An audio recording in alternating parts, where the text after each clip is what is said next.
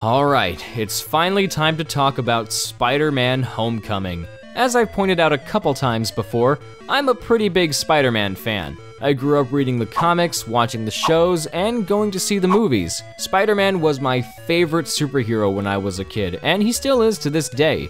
So when I heard that Marvel and Sony were going to be working together to bring him into the Marvel Cinematic Universe, my hype thrusters reached unimaginable numbers.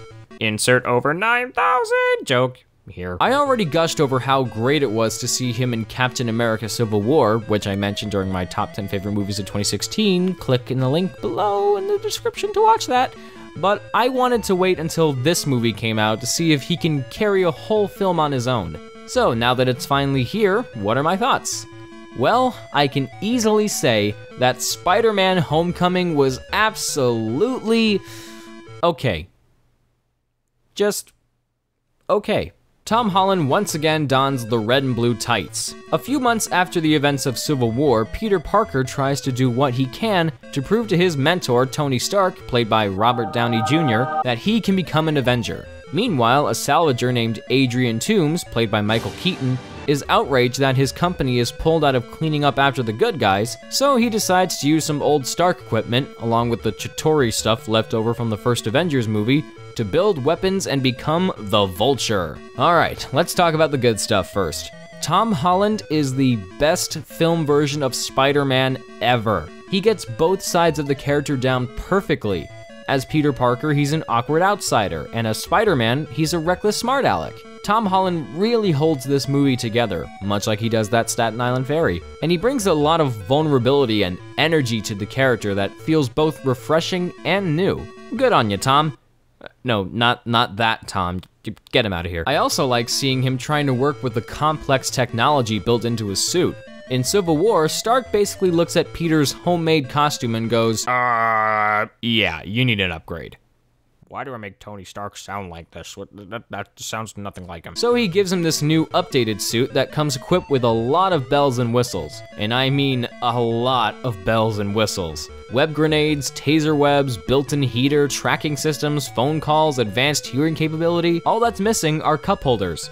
I don't know how that would make sense given the context of Spider-Man's powers, but cup holders just make everything better, okay? With all this crazy stuff at his disposal, it makes sense that Peter would be overwhelmed by all these new gadgets and gizmos. Yeah, he's a smart kid, but he's still a kid, so of course he wouldn't know what options to use or how to use them.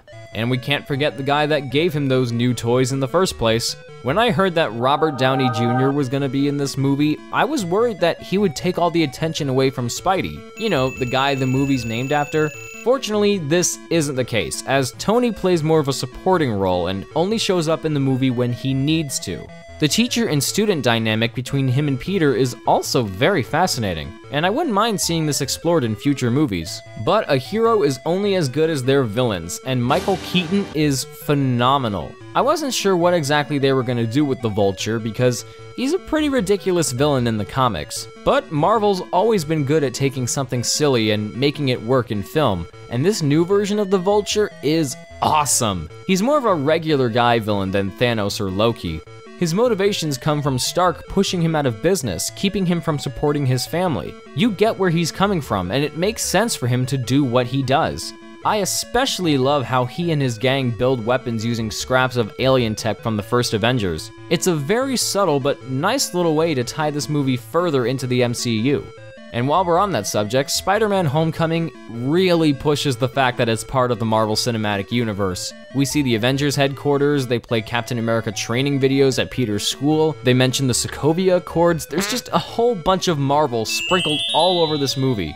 Back to the villains, Homecoming also brings in the Shocker, who's quite an obscure villain from the comics. Other Spider-Man movies in the past have struggled to handle multiple villains in the same movie, but this one does it perfectly. The Shocker isn't given as big of a role as the Vulture, and neither is the Tinkerer, another obscure comic book villain. He's meant to be someone who works for the Vulture and not so much with him, so the movie balances them out very well in that regard. And I see what you did there, Marvel. You cast Donald Glover as Miles Morales' uncle after you cast him as Miles Morales in the Ultimate Spider-Man cartoon. You even hinted at the idea that Miles Morales exists in this universe, so maybe we can get more Spider-Men? Infinity War is coming pretty soon, and I'm sure Spidey's gonna need all the help he can get. Well, that certainly sounds like a lot of positives. So, what is it about Spider-Man Homecoming that keeps it from being the best Spider-Man movie in my opinion? Well, there are a few things. Not as many negatives as positives, but they're still pretty negative. Shut up, car horn! For one thing, I didn't find the first half very interesting. It focused a lot on the high school aspect, something I was initially very interested in seeing, and while this movie has one of the most accurate depictions of high school I've ever seen, I honestly got kinda bored of it.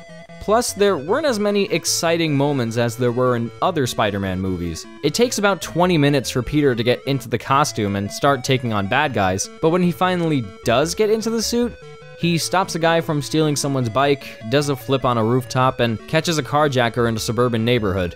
I know it's supposed to emphasize Spider-Man wanting to take on bigger threats, but I don't think it does a good job at establishing how capable he is. If anything, I think it makes him look too small. Fortunately, everything starts to pick up in the second half. There's an amazing fight scene that takes place on a plane, literally taking Spider-Man to new heights, and I love it.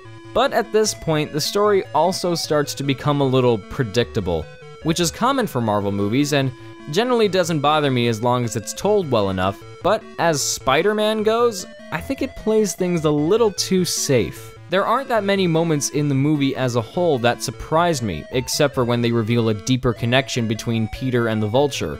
The rest of the time, it's mostly your typical Marvel flair. It still works, and I can't stress that enough, it really works. But when treating it as a Spider-Man movie, I genuinely found it a little disappointing.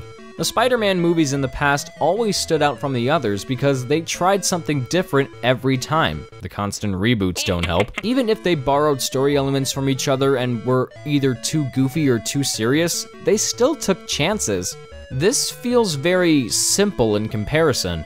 Now, as Marvel movies go, Spider-Man Homecoming is another solid entry in the Marvel Cinematic Universe with a lot of fun to be had. And I'll give it kudos for having a light-hearted tone while still taking itself seriously when it needed to. But compared to other previous Spider-Man movies, I didn't find it nearly as exciting. Even with Spider-Man 3 and The Amazing Spider-Man 2, which are among the most disliked by fans, I was much more sucked into the action and the story. I'm not saying those movies are better, because Homecoming as a film is way, way better. I'm just saying there were elements in those movies that I personally think Spider-Man Homecoming needed. If the first half was a lot stronger, the story was less predictable, and there were more creative action scenes like the plane fight, I would definitely consider this to be the best Spider-Man movie ever. And although Tom Holland is the best version of the character in film to date, the movie as a whole sort of falls behind. But would I recommend you go see Spider-Man Homecoming? Okay. I have to stress that I don't think it's a bad movie at all. I liked it a lot, just not as much as I thought I would. But I'll give it this, at least it has the theme song. Spider-Man, Spider-Man, does whatever a Spider-Man can do.